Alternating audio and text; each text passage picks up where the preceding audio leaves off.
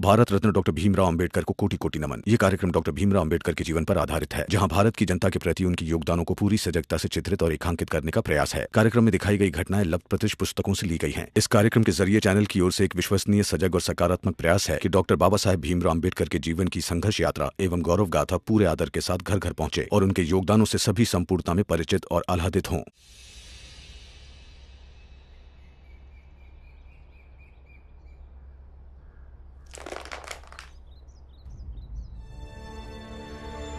दीदी, कई बार सोचता हूँ कि ये गोटियाँ फेंकूं तो चलती ही चली जाए, लेकिन कहीं ना कहीं तो ये रुक ही जाती है, कभी खुद से या कभी किसी अड़चन की वजह से।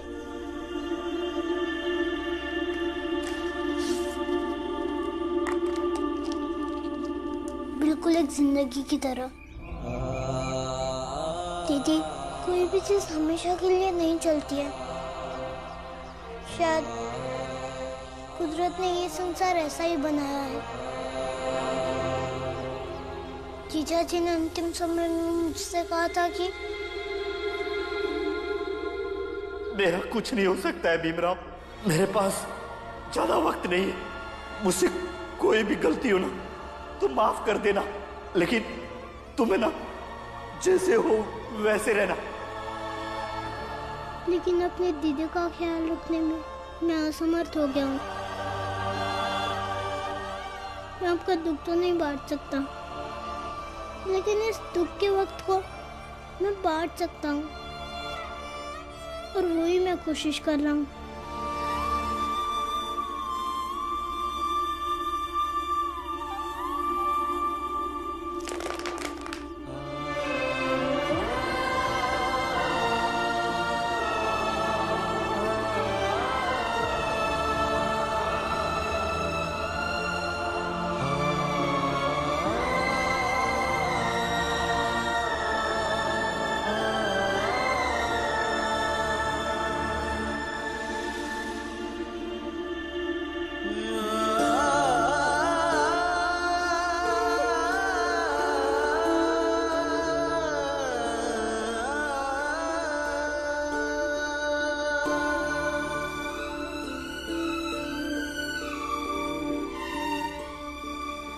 ये ले। बाला भैया, अब मैं बम्बई नहीं जाऊंगा, मेरे बदले आप ही चले जाना। नहीं ध्रुव, तुम ही जाना, मैं बाद में आऊंगा जब मैं अपनी मेहनत से जाते की दीवार गिराऊंगा तब। अभी भी मुझसे नाराज हो ना? अब तो मुझे माफ कर दो।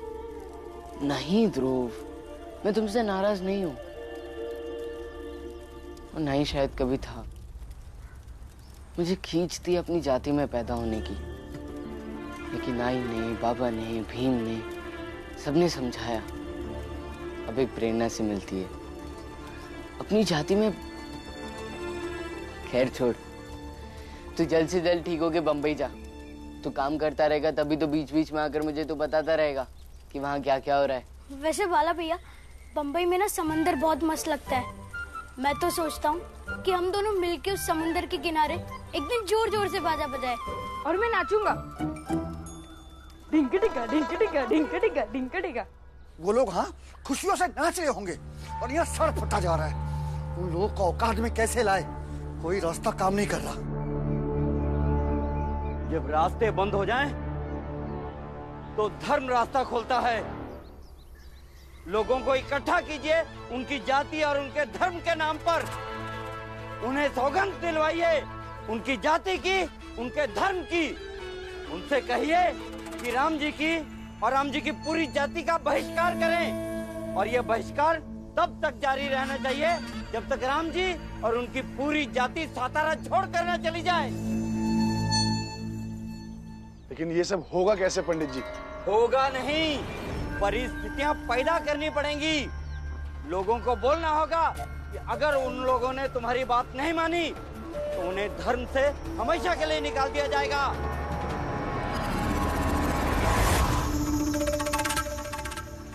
सेठ जी, पंडित जी एकदम सही कह रहे हैं। हमारे समाज के लोग बिना रोटी के तो रह सकते हैं, लेकिन बिना धर्म के नहीं। तो फिर सुनिए, करना क्या है?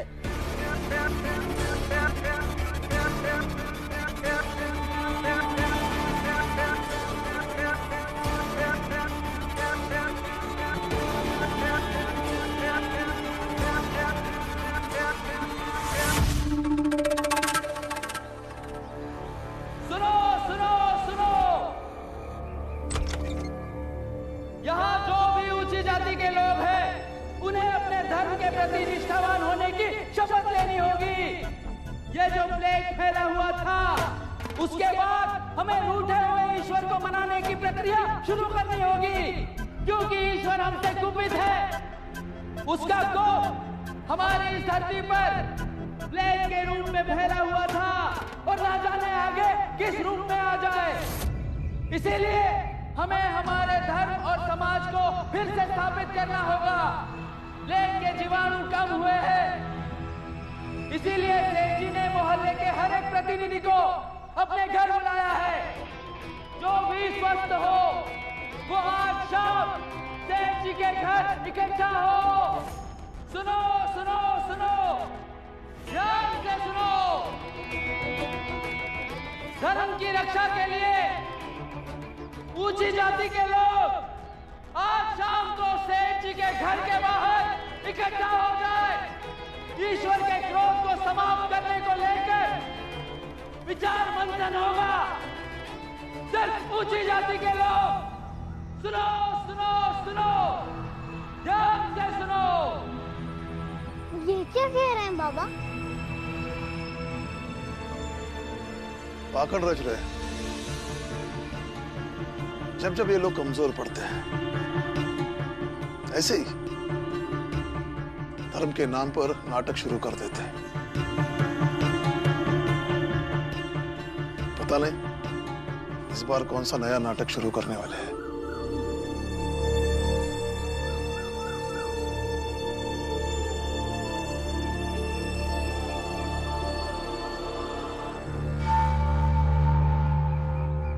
प्रणाम, स्वागत है आप सभी का। आप सब समाज के ऊंची जात के लोग हैं, मतलब आपकी सोच समझ पूर्ण रूप से विकसित है, इसलिए हमें उम्मीद है कि आप लोगों को कोई बरगला नहीं सकता और ना ही कोई सही मार्ग से भटका सकता है। जब अपने ही लोग बरगला रहे हैं सेठ जी, तो किसी और की क्या जरूरत है। वही मैं सोचूं कि भोपू से ऐलान करवाकर पूरे गांव वालों को एक साथ एक जगह क्यों इकट्ठा किया गया है। सेठ जी, आप पंडित जी द्वारा बताई हुई बातें बताकर हमारा और हमारे समाज के लोगों का मार्गदर्शन कीजिए। जो धर्म के रास्ते से भटक जाते हैं, वैसे लोग जात, समाज, धर्म, परंपराओं के दुश्मन होते हैं। ऐसे लोगों का क्या मुंह लगना, क्यों भाइयों?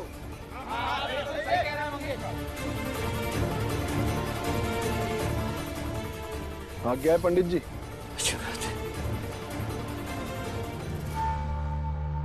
आज समय आ गया है कि हमें सबसे पहले अपने धर्म को चुनना होगा। वर्तमान में स्थितियां चाहे कुछ भी हो, उससे ऊपर उठकर हमें एक होकर अपने समाज और अपनी जाति की रक्षा करनी होगी। कई बार कुछ भ्रम सच से भी ज्यादा मजबूत होकर सामने आएंगे, लेकिन ऐसे मौकों पर हमें और सतर्क रहने की जरूरत है। अच्छा, तो आप ये कहना चाहते हैं सेठ जी कि प्लेग की इस बीमारी में राम जी और उसके परिवार वालों ने जो गांव वालों की मदद की, वो सच नहीं था, सच जैसा एक भ्रम था। और तुम सब मुझे ऐसे क्यों देख रहे हो? अगर देखना ही है ना, तो इन्हें देखो और साथ में अपने आप को देखो। तुम खुद ही समझ जाओगे कि क्या सही है और क्या गलत।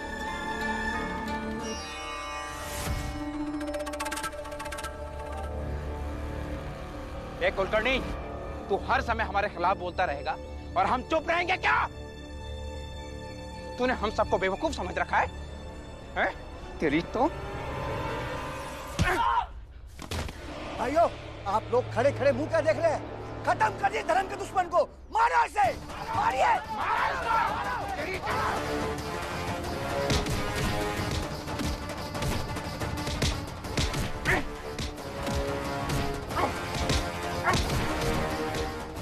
सही किया पंडित जी, बिल्कुल।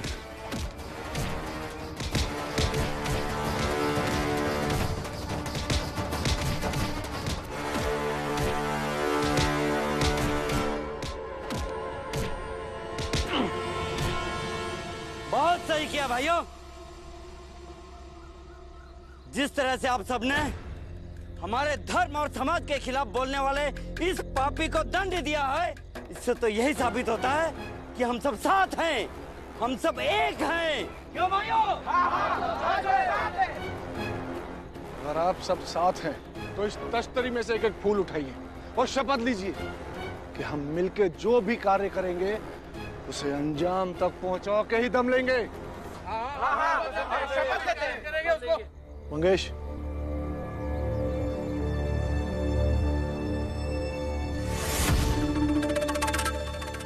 लीजिए। सबको एक एक फूल दे दो।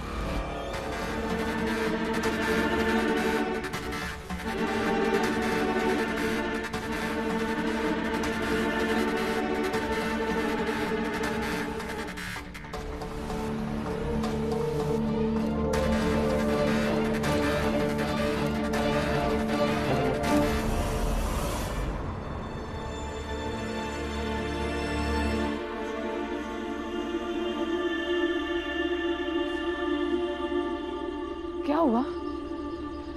क्यों इकट्ठा हुए थे सब लोग? हाँ, अब क्या नया शुरू कर रहे हैं? बताइए। उनके करीब नहीं जा पाया, चारों तरफ उनके ही लोग लगा रखे थे ताकि उनकी कोई बात ना सुन सके। मैंने सुनने की बहुत कोशिश की, लेकिन कोई मुझे देखने लगा तो मैं चला आया। हाँ, ठीक ही किया। समझ में नहीं आ रहा है कि क्या कर रहे हैं। चाहे जो करे, हमारे लिए समस्या ना खड़ी करे।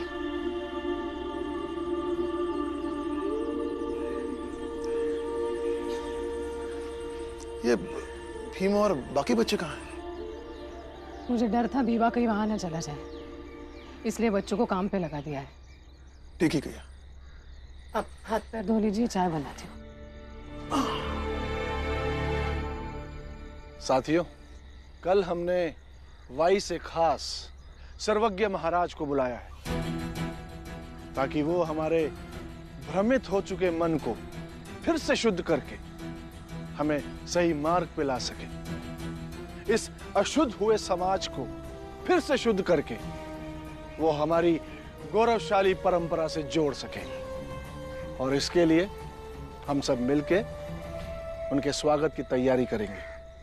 हम सब शपथ लेते हैं कि हम महाराज के आदेश का आंख मूंद के सच्चे मन से उसका अनुसरण करेंगे और उन्हें यह भी एहसास दिलाएंगे कि हम भीतर से अपने धर्म की रक्षा के लिए कुछ भी कर गुजरने को तैयार हैं। हम शपथ लेते हैं कि उनके कहने पर हम अपनी जान दे भी देंगे और विरोधियों की जान ले भी लेंगे। हाँ, हम शपथ लेते हैं। हाँ, हम शपथ लेते हैं। आप लोग अपने अपने इलाकों में जाकर अपने लोगों से ये शपथ लेने के लिए कहिए, उन्हें प्रोत्साहित कीजिए। कल सुबह महाराज के आते ही उनके आदेशानुसार समाज को सुधारने का कार्य करेंगे, क्योंकि हमारे धीरे धीरे लचीले रवैये से ये समाज एक चारागाह बन गया है जिसमें कोई भी पशु आकर चर के चला जाता है। इसलिए इसे चारागाह बनने से रोकने के लिए हमें उन पशुओं को दंड देना होगा और अगर जरूरत पड़ी तो उनका वध भी कर डालेंगे। क्यों भाइयों?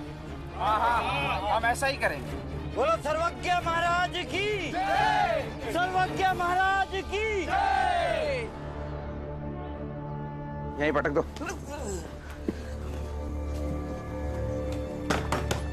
चलो। आ गया बेटा।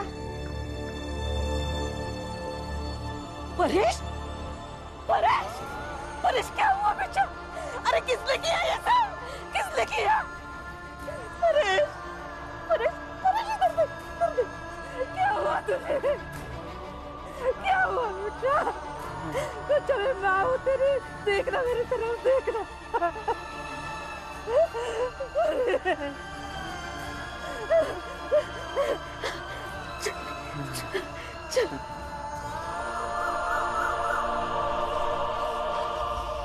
अभी प्ले खत्म नहीं हुआ है, इसलिए सावधानी हटनी नहीं चाहिए, और इसी सावधानी के बीच अपने काम भी निरंतर रखने चाहिए। हाँ तो आनंद भैया, अब तैयार हो जाइए, हम विद्यालय चलते हैं। ठीक है, चल। नहीं भीम बेटा, तुम दोनों आज स्कूल ना ही जाओ तो ज्यादा अच्छा है। क्यों भाई साहब? क्योंकि ऊंचे समाज के लोग कुछ खतरनाक योजना बना रहे हैं, और इस योजना को रास्ता दिखाने के लिए वो सर्वज्ञ महाराज आ रहे हैं। वो वाई वाले सर्वज्ञ महाराज, जो अपने प्रवचन में केवल घृणा वाली बात करते हैं, खुद को धर्माधिकारी समझते हैं और लोगों के सर पर पैर रखकर आशीर्वाद देते हैं। हाँ, ये वही सर्वज्ञ महाराज है, और उनके आने से पहले भीड़ ने उनका सहारा लेकर कुलकर्णी पर पत्थरों से हमला कर दिया। क्या बात कर रहे हो?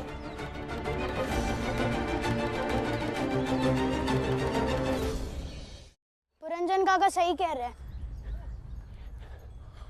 मैंने भी अपनी कुटिया के बाहर कुछ लोगों को बातें करते सुना कि सर्वज्ञ महाराज आने हैं, और उनके आने से पहले ही बड़ी जाति के लोगों ने एकजुट होकर अपने दुश्मनों को सबक सिखाना शुरू कर दिया है। हाँ राम जी, उन्होंने भीड़ की शक्ल में कुलकर्णी पर हमला कर दिया। अब इसमें किसी एक को तो दोष दे नहीं सकते। अब इस मामले में पुलिस भी कुछ नहीं कर पाएगी। ये सब उन्होंने सोच समझ कर किया है। हाँ, कुलकर्णी उनका पहला शिकार है, और दूसरा शिकार होगे तुम।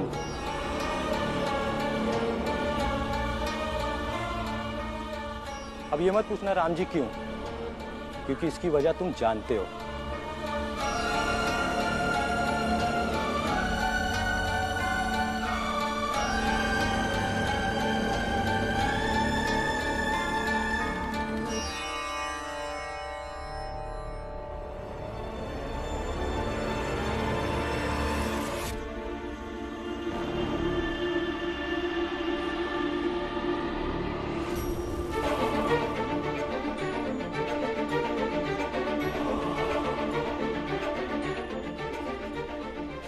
ये तो क्या कर रहा है?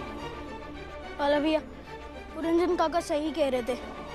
कुलकर्णी काका के बाद बड़ी जातियों की भीड़ का दूसरा शिकार राम जी काका होंगे, और उसकी वजह बनूंगा मैं।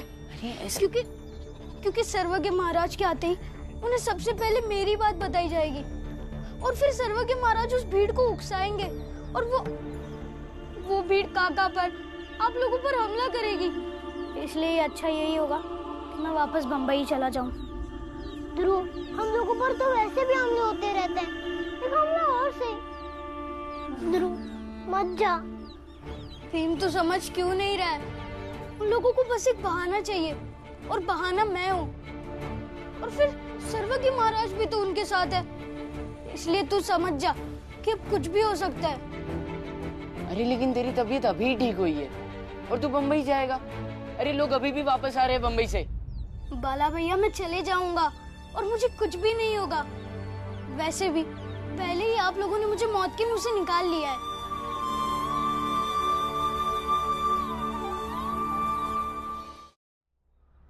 तुम्हारे जाने से कोई फर्क नहीं पड़ेगा। फर्क पड़ेगा भीम। वो लोग अभी तक सिर्फ तुम्हें तंग करते थे, लेकिन अगर मैं यहाँ रहूंगा तो वो लोग कुछ भी कर सकते हैं, क्योंकि मुझे देखकर मेरा बाप ही उन लोगों को उकसा देगा।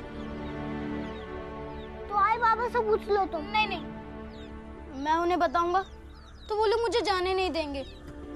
तुम ही बाद में बता देना, क्योंकि मैं नहीं चाहता कि मेरे कारण आप लोगों पर कोई मुसीबत आए। और इस बारे में अब मैं किसी की कोई भी बात नहीं सुनूंगा। मैंने फैसला कर लिया है, और इस फैसले से अब मैं नहीं हटूंगा।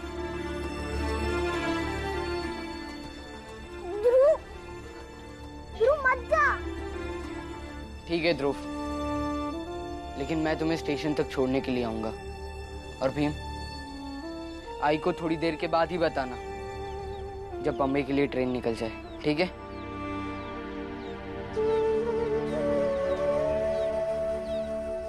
ध्रुव, तुम अपना ख्याल रखना। तुम भी दोस्त, अपना और बाकी घर वालों का भी ख्याल रखना।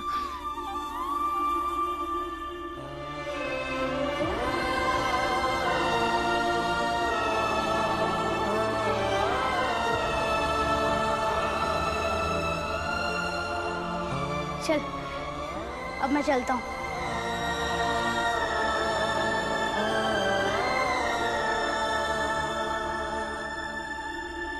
अब जा, वरना काकी बाहर आ जाएगी। चल ध्रुव।